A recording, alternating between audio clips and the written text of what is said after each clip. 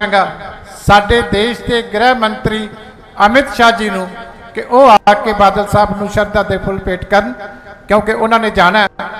ਉਹਨਾਂ ਦੇ ਜਾਣ ਤੋਂ ਬਾਅਦ ਸਟੇਜ ਜਿਹੜੀ ਹੈ ਹਲੇ ਚੱਲਦੀ ਰਹੇ। ਸੰਗਤ ਨੂੰ ਬੇਨਤੀ ਹੈ ਕਿ ਗ੍ਰਹਿ ਮੰਤਰੀ ਸਾਹਿਬ ਨੇ ਸੰਬੋਧਨ ਕਰਨਾ, ਕਿਰਪਾ ਕਰਕੇ ਚੱਲਦੇ ਜਾਓ, ਮੱਥਾ ਟੇਕ ਕੇ ਰਸਤੇ ਵਿੱਚ ਕਿਰਪਾ ਕਰਕੇ ਕੋਈ ਨਾ ਖੜੋ। ਬਹੁਤ ਬਹੁਤ ਧੰਨਵਾਦ। ਗ੍ਰਹਿ ਮੰਤਰੀ ਜੀ ਬਾਦਲ ਸਾਹਿਬ ਨੂੰ ਸ਼ਰਧਾ ਦੇ ਫੁੱਲ ਭੇਟ ਕਰ ਰਹੇ ਆ, ਫਿਰ ਸਟੇਜ ਤੇ ਆ ਰਹੇ ਆ। ਆਓ ਉਹਨਾਂ ਦੇ ਵਿਚਾਰ ਸੁਣੀਏ।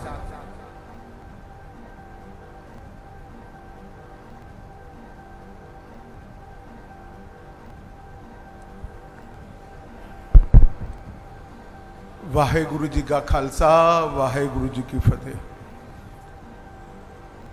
आज सम्माननीय बादल साहब की अंतिम अरदास में मैं संगत के सामने उपस्थित हुआ हूं। तब बादल साहब हमारे बीच में न रहने से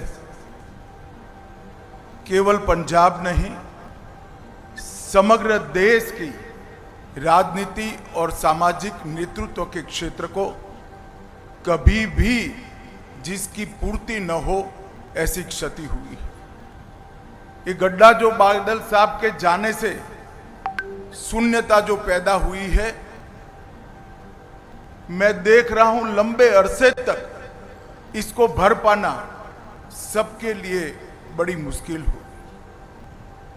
बादल साहब के जाने से सिख पंथ ने अपना एक सच्चा सिपाही खोया है, देश ने एक देशभक्त खोया है, किसानों ने अपना सच्चा हमदर्द खोया है और ढेर सारे राजनीतिक जीवन के उच्च मानांकों को सिद्ध करने वाले महापुरुष को खोया है। इतना लंबा सार्वजनिक जीवन, 70 साल का सार्वजनिक जीवन के बाद व्यक्ति चला जाए और पीछे कोई भी दुश्मन न हो, ऐसा अजात शत्रु जैसा जीवन बादल साहब के बिना कोई नहीं जी सकता। ये मेरे मन से मैं मानता हूं। मैं अनेक बार बादल साहब को मिला हूं, जब भी मिला कुछ सीख पाकर गया, जब भी मिला चेतना प्राप्त कर गया। इन्होंने हमेशा सच्चा रास्ता दिखाने का प्रयास किया। दल तो हमारे दो अलग थे, परंतु हमेशा उन्होंने वो ही कहा जो मेरे दल के लिए भी सही था।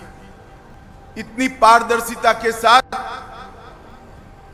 राजनीतिक जीवन में सलाह देना ये महामानव के सिवा कोई नहीं कर सकता। पंजाब के लगातार विधानसभा में रहने वाले सदस्य, सबसे ज्यादा रहने वाले सदस्य बादल साहब रहे। सबसे ज्यादा चुनावी राजनीति में भारत में जनप्रतिनिधि रहने का रिकॉर्ड भी बादल साहब का है। 5 बार पंजाब के मुख्यमंत्री बने और मैं रिकॉर्ड के आधार पर कह सकता हूं, नए पंजाब की नींव डालने का काम श्री प्रकाश सिंह बादल ने किया। सरदार प्रकाश सिंह बादल के जाने के साथ ही भाईचारे का सरदार चला गया। पूरा जीवन हिंदू सिख एकता के लिए पूरा जीवन उन्होंने समर्पित किया। राजनीति में कई विरोध झेलने के बावजूद सबको एकजुट रखने के लिए बादल साहब हमेशा प्रयासशील रहे। अभी सरदार सुखबीर जी बता रहे थे, बादल गांव में मंदिर भी बादल साहब का बनाया हुआ है, मस्जिद भी बादल साहब की बनाई हुई है और गुरुद्वारा भी बादल साहब का बनाया हुआ है। साच अर्थ में ऐसे व्यक्ति को दिया लेकर भी ढूंढेंगे तो देश के राजनीतिक जीवन में, सामाजिक जीवन में कभी भी नहीं मिल पाएगा।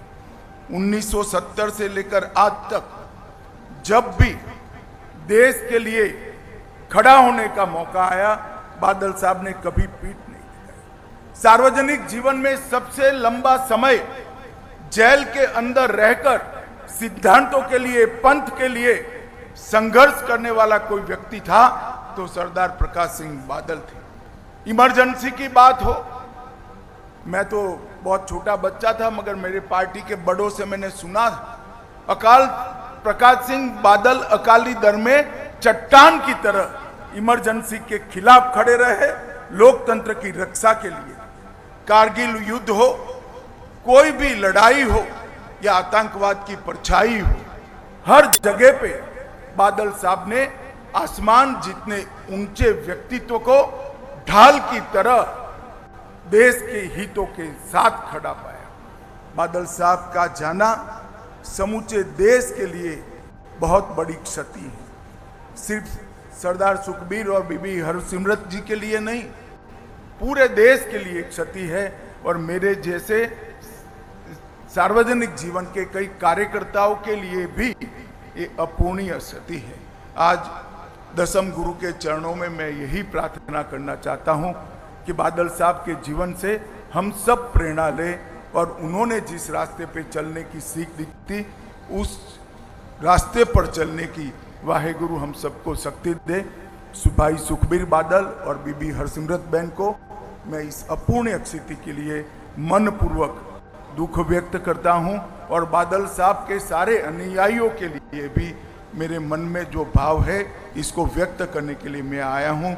अंत में बादल साहब को मेरी ओर से, मेरी पार्टी की ओर से और समग्र देश की ओर से, भारत सरकार की ओर से श्रद्धांजलि देकर मेरी बात को समाप्त करता हूं। वाहे गुरु जी का खालसा, वाहे गुरु जी की फतेह।